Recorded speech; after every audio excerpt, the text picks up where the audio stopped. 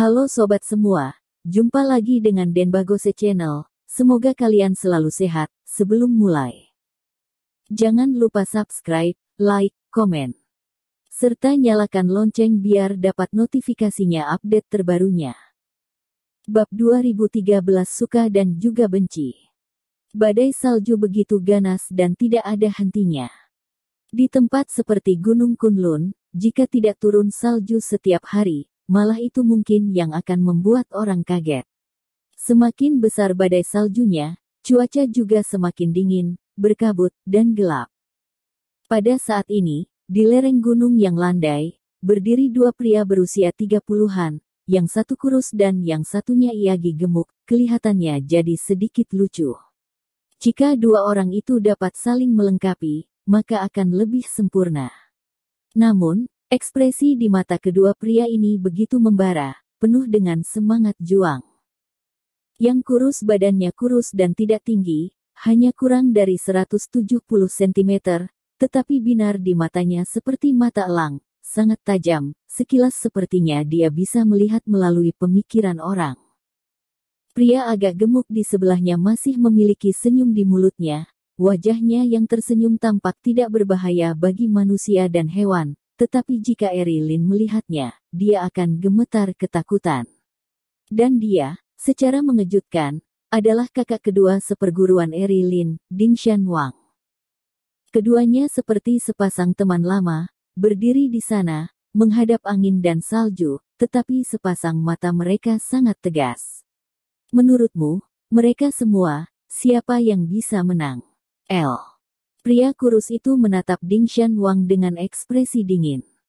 Dia adalah murid utama dari paman ketiga, Fadri Sui, dan juga seorang ahli seperti Dingshan Wang. Kekuatan antara keduanya hampir sama, dan sebelum itu, ada satu lagi, yaitu Sam Ouyang.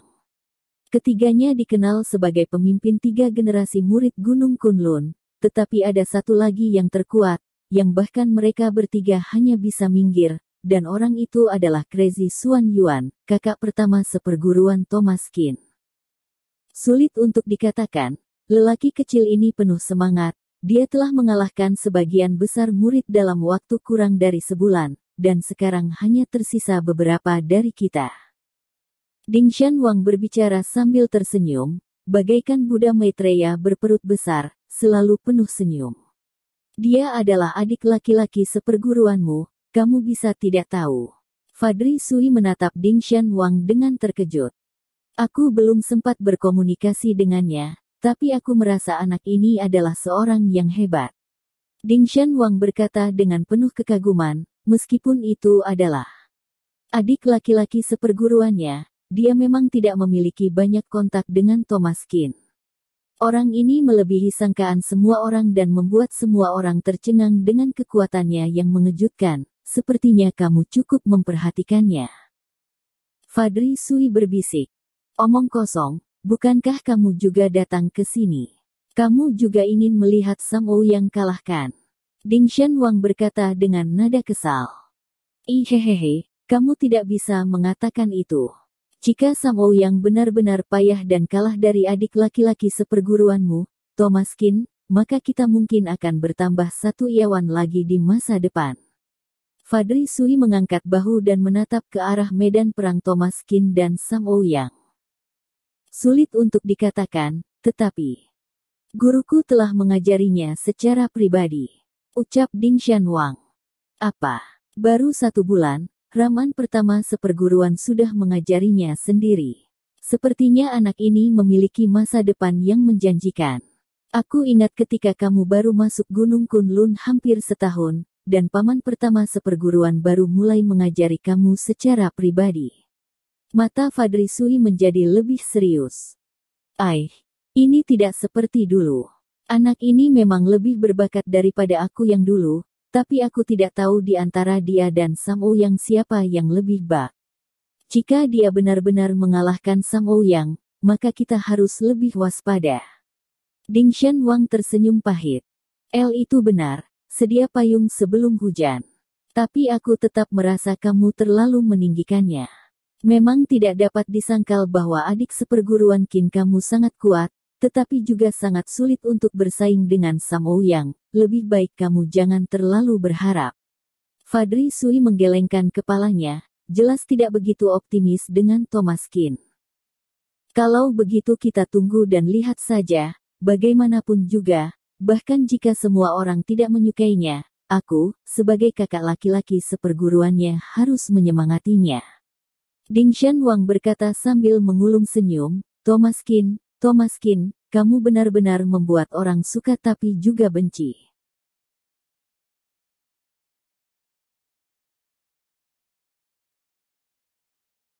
Bab 2014 penerus. Suka karena Thomas Kean adalah adik laki-laki seperguruannya sendiri. Benci karena orang ini berkembang terlalu cepat dan secara langsung mengancam mereka para kakak seperguruan lama yang telah berada di sekte selama lebih dari 15 tahun.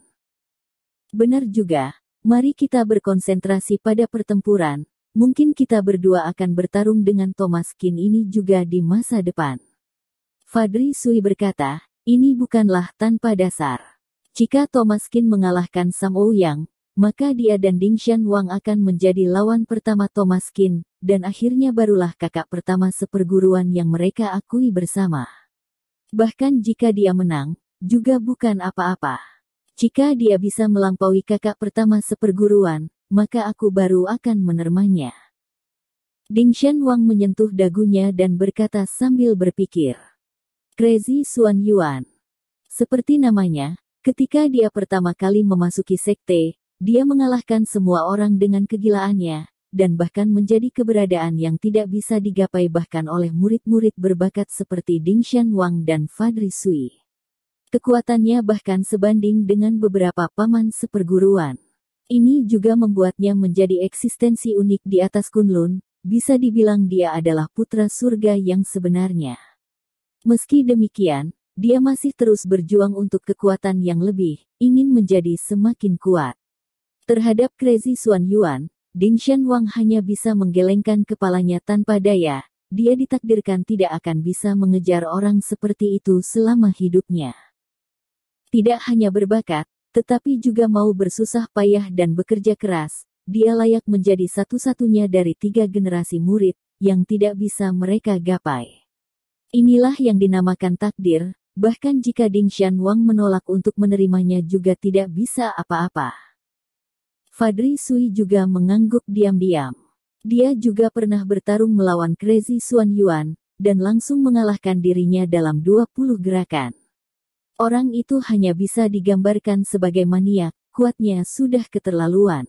Itu mungkin bukan 3-5 bulan, 3-5 tahun, 30-50 tahun, juga belum tentu ada lagi yang seperti Crazy Xuan Yuan. Fadri Sui berkata dengan penuh perasaan. Aku pernah mendengar kakak pertama seperguruan membicarakannya, penyesalan terbesarnya adalah dia belum bertarung melawan paman kelima seperguruan. Dikabarkan bahwa paman kelima seperguruan adalah karakter paling kejam di atas Gunung Kunlun. 20 tahun yang lalu, paman kelima seperguruan pergi meninggalkan Kunlun, dan di tahun kedua, kakak pertama seperguruan Crazy Xuan Yuan datang ke atas Gunung Kunlun, sehingga mereka berdua terlewatkan begitu saja. Bahkan ada paman yang menganggap kakak pertama seperguruan sebagai pewaris paman kelima seperguruan. Namun, kakak pertama seperguruan tidak seseram paman kelima seperguruan yang diisukan, berwatak keras dan pemberontak. Dia hanya diam-diam berlatih sendiri, tapi yang aku dengar, paman kelima seperguruan adalah raja dunia ini yang tidak takut bahkan pada langit maupun bumi.